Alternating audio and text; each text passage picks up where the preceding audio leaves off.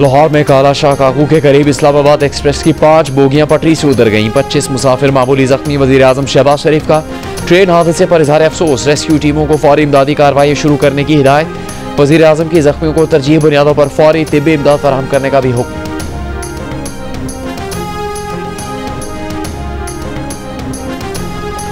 तहरीक तहफ़्फ़ुज़ आईन पाकिस्तान के ज़ेर इंतज़ाम ऑल पार्टीज़ कॉन्फ्रेंस एलामे में कहा गया कि इंसानी हकूक़ और पार्लिमानी जमहूरी निज़ाम मुकम्मल तबाह हो चुका। मुल्क में नए मिसाक जमहूरियत की ज़रूरत है। नए मिसाक के लिए मुल्क की तमाम सियासी क़ुव्वतों के दरमियान इत्तेफ़ाक पैदा किया जाए। बलूचिस्तान और खैबर पख्तूनख्वा की सूरत हाल पर गुफ्तगू की जाए और हल निकाला जाए। 26वीं आईनी तरमीम को ख़त्म किया जाए। सेनेट में आवाम के बराह रास्त वोट के लिए कानून साजी होनी चाहिए। मुस्तफ़ा नवाज़ खोखर ने कहा कि मौजूदा निज़ाम मुल्क से अपोजिशन का मुकम्मल खात्मा चाहता है। इस वक्त मुल्क का कोई तबका मुतमईन नहीं। कारोबारी तबका मुल्क छोड़कर बाहर जा रहा है। 45% पाकिस्तानी सतह गुर्बत से नीचे जिंदगी गुजारने पर मजबूर है।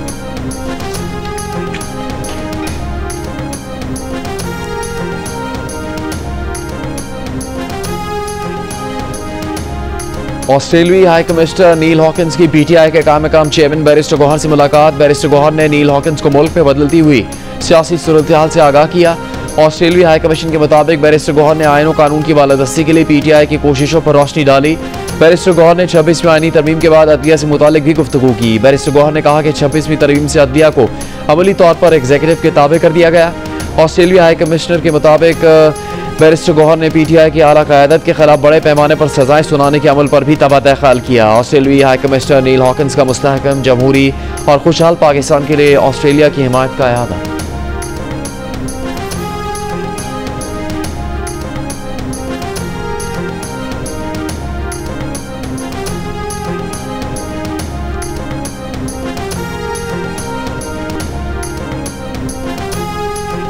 बिलावल भुट्टो जरदारी ने कहा कि डिसइंफॉर्मेशन और मिस इन्फॉर्मेशन एक हथियार बन चुका। दहशतगर्द और हमारा दुश्मन मिलकर कश्मीर, बलूचिस्तान और सिंध के हवाले से डिसइंफॉर्मेशन फैला रहे हैं। PFUJ की मदद से इसके खिलाफ कानून साजी की कोशिश करेंगे। मुशीर इत्तलात खैबर पख्तूनख्वा बैरिस्टर सैफ ने कहा है वज़ीर आला अली अमीन गंडापुर का बयान तोड़ मरोड़ कर पाकिस्तान को ग्रे लिस्ट में शामिल कराने का भारतीय ख्वाब कभी पूरा नहीं होगा। दहशतगर्दी में भारत के मुलविस होने के तमाम शवाहिद FATF को पेश किए जाएंगे। इससे पहले वज़ीर आला अली अमीन गंडापुर ने भारत को FATF की ग्रे लिस्ट में डलवाने का ऐलान किया था। गुज़िश्ता रोज भारत ने पाकिस्तान को FATF की ग्रे लिस्ट में शामिल कराने के लिए अली अमीन गंडापुर का बयान बतौर सबूत जमा करवाया था। अली अमीन के बयान में कहा गया था कि वो तालिबान को गिरफ्तार करते हैं लेकिन इदारे उनको रिहा करवा देते हैं। भारतीय हुकूमत ने FATF में मौक़िफ़ अपनाया था कि पाकिस्तानी इदारे दहशतगर्दों की हिमायत करते हैं। पाकिस्तान के एक सूबे के वज़ीर आला का बयान इस हवाले से चार्जशीट है।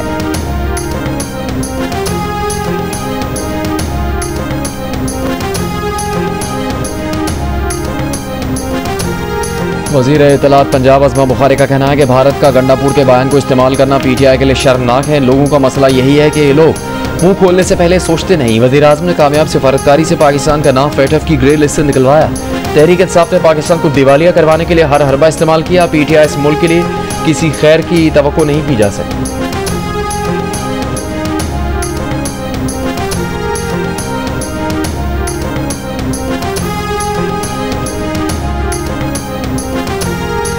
हुकूमत बलूचिस्तान में अमन अमान की बहाली से मुतालिक जमात इस्लामी के वफ़द की पेश करदा तजावीज़ पर गौर करेगी। वज़ीर आज़म से मामले पर कमेटी बनाने की दरख्वास्त की जाएगी।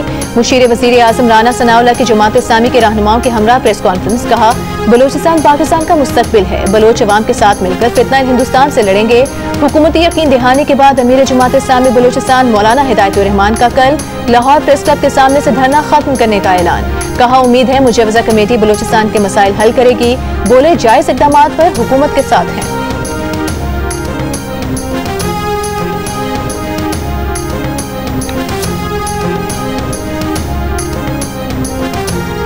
वज़ीर इत्तलात सिंध शर्जील इनाम मेमन ने कहा कि कराची रेड लाइन प्रोजेक्ट में ताख़ीर की जिम्मेदार निगरान हुकूमत है। वो जानते हैं आवाम को तकलीफ हो रही है मगर कराची में सिंध हुकूमत के कई मेगा प्रोजेक्ट्स जारी हैं। नहीं चाहते एक दफ़ा रेड लाइन प्रोजेक्ट बनने के बाद कोई और इदारा सड़क को दोबारा खोद दे।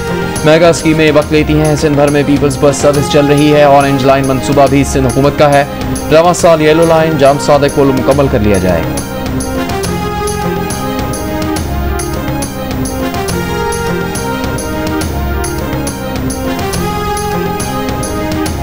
सिंध हाई कोर्ट ने के इलेक्ट्रिक के CEO मोनिस अलवी के खिलाफ मुहतसिब का फैसला मुअत्तल कर दिया। अदालत ने कहा मोनिस अलवी जुर्माने की रकम 25 लाख रुपए नाज़िर सिंध हाई कोर्ट के पास जमा कराएं। गुज़िश्ता रोज सूबाई मुहतसिब ने मोनिस अलवी को हिरासानी का मुर्तकिब करार देते हुए उहदे से हटाने और 25 लाख रुपए जुर्माना अदा करने का हुक्म दिया था।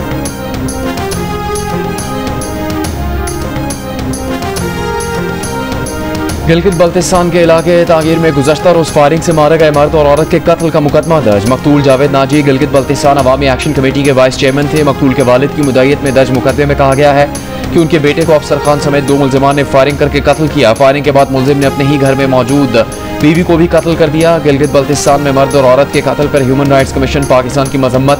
बयान में कहा कि तागीर में एक हफ्ते में 2 खवातीन और 2 मर्दों को गैरत के नाम पर कत्ल किया गया। फौरी और शफाफ तहकीकात करके कसूरवारों के खिलाफ कानूनी कार्रवाई की जाए।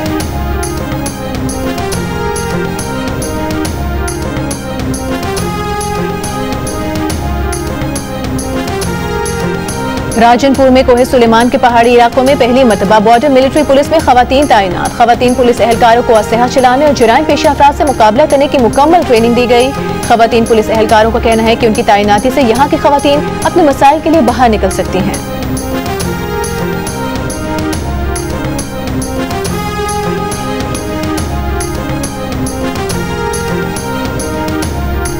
गवर्नर हाउस कराची में तवील कौमी परचम लहरा दिया गया। तकरीब से खिताब करते हुए गवर्नर सिंध कामरान टिसोरी ने कहा कि इस साल 14 अगस्त तक रोजाना की बुनियाद पर जश्न आज़ादी की तकरीब रखेंगे। भारत को हमले का मुंह तोड़ जवाब दिया गया। पूरी कौम अपनी अफवाज के साथ है। तकरीब में गैर मुल्की कौंसल जनरल ने भी शिरकत की। इससे पहले गवर्नर सिंध से बरतानवी हाई कमिश्नर और डिप्टी हाई कमिश्नर ने मुलाकात की।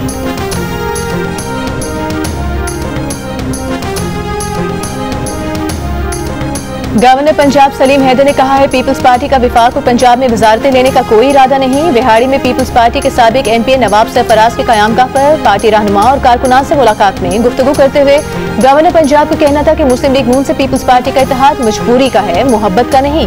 मुल्क की खातिर मिलकर चल रहे हैं।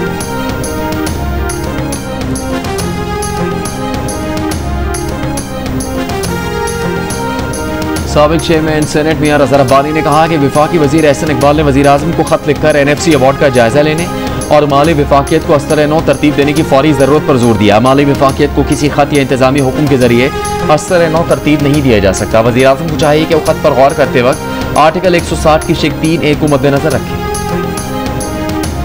पाकिस्तान क्रिप्टो और ब्लॉकचेन के वजीर मुमलिकत बिलाल बिन साकिब की डोनाल्ड ट्रंप की काउंसिल ऑफ एडवाइजर्स के एग्जीक्यूटिव डायरेक्टर से मुलाकात। पाकिस्तान और अमेरिका के ताल्लुकात और क्रिप्टो पॉलिसी पर बातचीत की गई। पाकिस्तान को Web3 टेक्नोलॉजी का इलाकाई मरकज बनाने का मंसूबा भी ज़ेर हुआ रहा।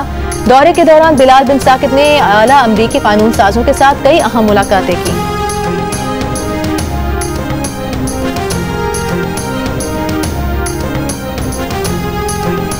पाकिस्तान के लिए अमरीकी टैरिफ में कमी का स्टॉक एक्सचेंज पर मुस्बत असर। 100 इंडेक्स तारीख की नई बुलंदियों पर पहुंच गया। PSX 100 इंडेक्स ने 1,41,000 की सतह अबूर कर ली। कारोबार का अख्ताम 1,644 पॉइंट के इजाफे से 1,41,034 पॉइंट की रिकॉर्ड सतह पर।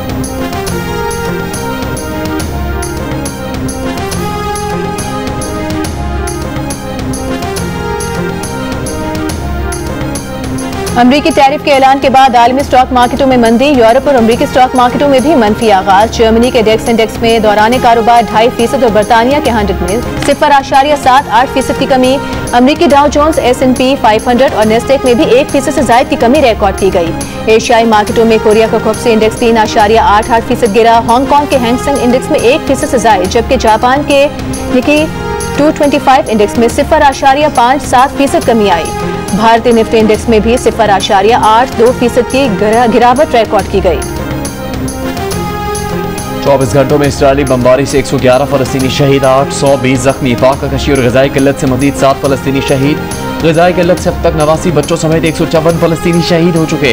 अक़वाम मुत्तहिदा के कैमरों ने इमदाद के लिए जमा फलस्तीनियों पर इसराइली फौज की फायरिंग के मनाजिर भी दिखा दिए।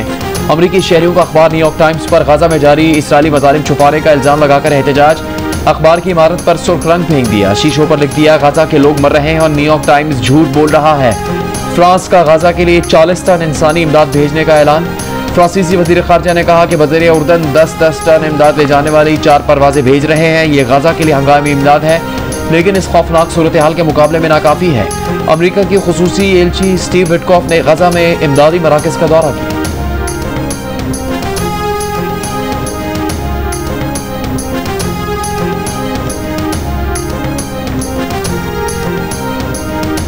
बरतानवी वजीर आजम कीर स्टारमर ने मलाला समेत दुनिया की 400 से ज्यादा मारूफ शख्सियात की गजा में इसराइली मजालिम रुकवाने के लिए लिखे गए खत का जवाब दे दिया। खत में कहा गया है कि इसराइल पर वाज़ेह कर दिया है कि बरतानिया गजा की सूरत हाल को नाकाबिले बर्दाश्त समझता है।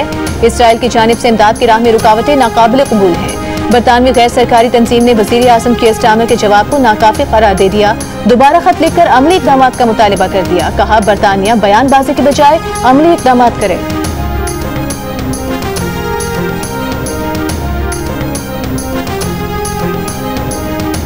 न्यूयॉर्क में शदीद बारिशों से सैलाबी सूरत हाल, इमरजेंसी नाफिज, सड़कें और अंडरपासेस पानी में डूबने से लोग फंस गए। ज़ेरे ज़मीन रेलवे नेटवर्क में आबशारें बहने लगी। बाज़ इलाकों में ट्रेन सर्विस मुअत्तल हो गई।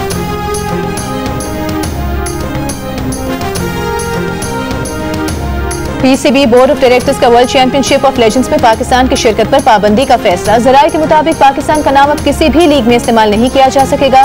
पाकिस्तान का नाम इस्तेमाल करने के लिए पाकिस्तान क्रिकेट बोर्ड से इजाजत लेना लाजमी होगा। इंग्लैंड में जारी WCL में भारतीय इनकार के बाद पैदा होने वाली सूरत हाल के बाद यह फैसला किया गया, जिसका मकसद पाकिस्तान के नाम की साख को मुतासर होने से बचाना है।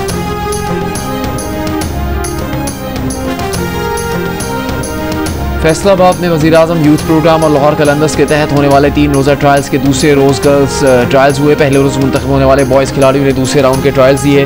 लाहौर कलंदर्स के CEO राना आतिफ का कहना है कि अच्छा क्रिकेट टैलेंट मिला है। 15,000 से ज़्यादा नौजवानों ने ट्रायल्स में शिरकत की।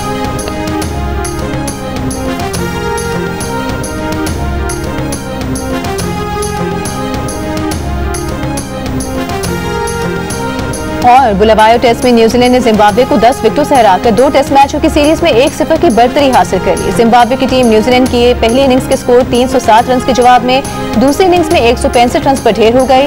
न्यूजीलैंड ने 8 रन का हदफ किसी नुकसान के बगैर हासिल कर लिया। मैच जियो सुपर से बराह रास्त नशर किया गया।